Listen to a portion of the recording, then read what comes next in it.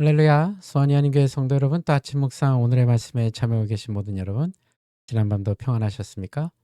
복된 수요일 아침입니다. 오늘도 주님께서 주시는 말씀과 함께 동행하며 승리하는 귀하고 복된 하루가 되시길 바랍니다. 계속해서 주님께서 주시는 본문 말씀은 로마서 1장 18절에서 32절까지의 말씀입니다. 하나님의 진노와 복음의 능력이라는 제목으로 여러분들과 함께 또 은혜를 나누도록 하겠습니다. 먼저 오늘 본문인 로마서 1장 18절에서 32절까지의 말씀 우리 한 목소리 함께 봉독한 후에 계속해서 말씀 이어가도록 하겠습니다. 로마서 1장 18절에서 32절 말씀.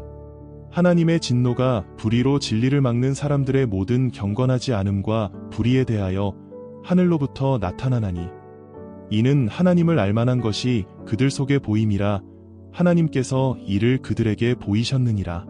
창세로부터 그의 보이지 아니하는 것들 곧 그의 영원하신 능력과 신성이 그가 만드신 만물에 분명히 보여 알려졌나니 그러므로 그들이 핑계하지 못할지니라.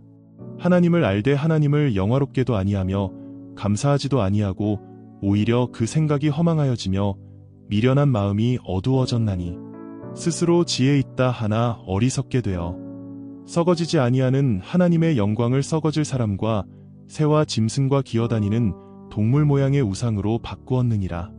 그러므로 하나님께서 그들을 마음의 정욕대로 더러움에 내버려 두사 그들의 몸을 서로 욕되게 하게 하셨으니 이는 그들이 하나님의 진리를 거짓 것으로 바꾸어 피조물을 조물주보다 더 경배하고 섬김이라.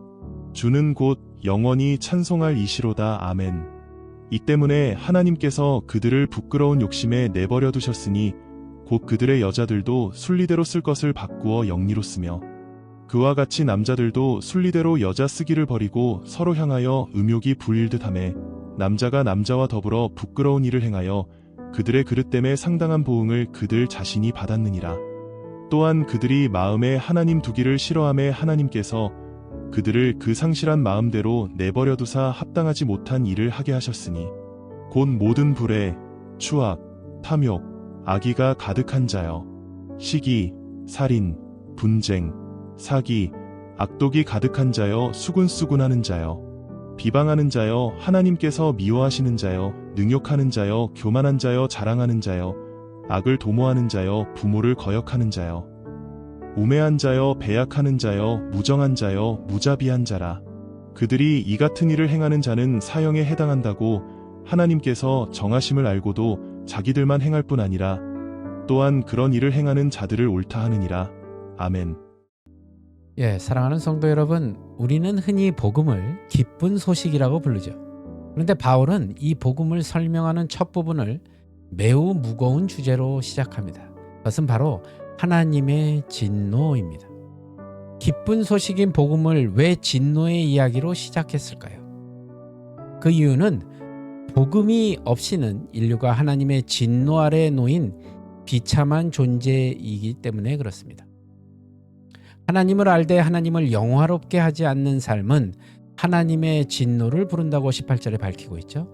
여기서 진노로 번역된 오르게라는 단어는 단순한 감정 폭발이 아니라 거룩한 분노, 즉 하나님의 공의로운 성품에서 비롯된 죄에 대한 반응을 의미합니다. 하나님께서는 반드시 죄를 다루시는 분이시라는 것입니다. 오늘 본문의 18절에 하나님의 진노가 하늘로부터 나타났다라고 말하고 있죠. 이 진노는 단순한 자연현상이 아니라 하늘에서 내려오는 하나님의 의로운 심판입니다. 본문은 인간의 죄악이 단순한 무지에서 비롯된 것이 아니라 알고도 거부한 데서 비롯되었음을 강조하는 것입니다. 21절을 보시면 하나님을 알되 하나님을 영화롭게 또 아니하며 감사하지도 아니하고 라고 말하죠. 여기서 하나님을 알되라는 말은 일반 계시, 즉 창조 세계를 통해 드러난 하나님의 존재와 능력을 말하는 것입니다. 당시 로마 제국 사회에는 다양한 신관들이 혼재해 있었습니다. 이에 바울은 단호하게 말하고 있죠. 하나님을 알만한 것을 하나님이 사람들 속에 보이셨기 때문에 그들이 변명할 수 없다고 말한 겁니다. 그러나 인간은 하나님을 영화롭게 하지 않았습니다. 여기서 말하는 그 원어의 영화롭게 하다의 이 독사조라는 그 단어는 하나님이 온 우주 만물의 주인이시며 온 인생의 주인이심을 인정하고 마땅한 영예를 돌린다라는 뜻입니다. 인간은 하나님을 하나님으로 대우하지 않고 자신이 주인공이 되어서 사는 아주 악한 존재라는 것입니다. 그 결과 썩지 않을 하나님의 영광을 썩어질 형상으로 바꾸어 섬기게 되었다는 것이죠. 이는 우상 숭배의 본질입니다. 인간은 본능적으로 예배하는 존재입니다. 하나님을 예배하지 않으면 다른 무엇인가를 대신 예배하게 됩니다.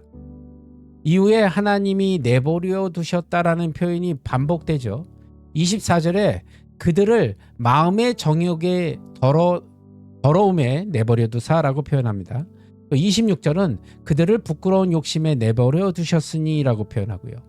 28절에 보시면 그들을 그 상실한 마음대로 내버려 두사라는 말을 쓰고 있습니다.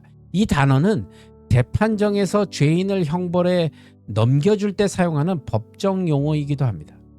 즉 하나님은 죄인들이 회개하지 않고 고집스럽게 죄악을 따라갈 때 그들을 죄의 결과에 그대로 넘기신다는 겁니다.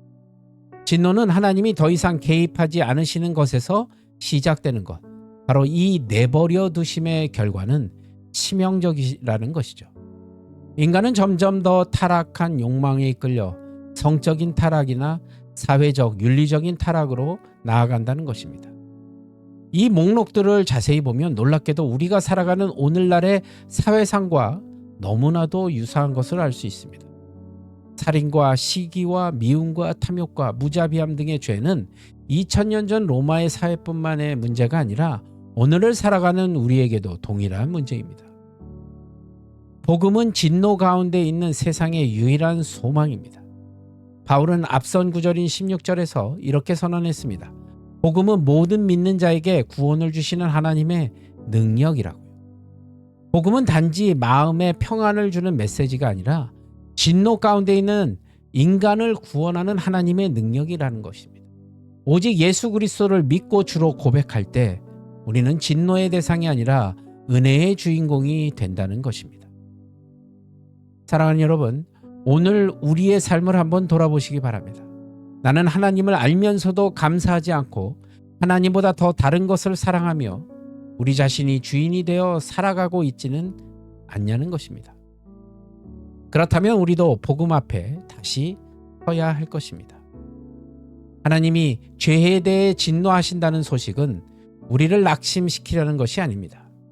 오히려 복음의 필요성을 일깨우려는 하나님의 자비로운 경고입니다.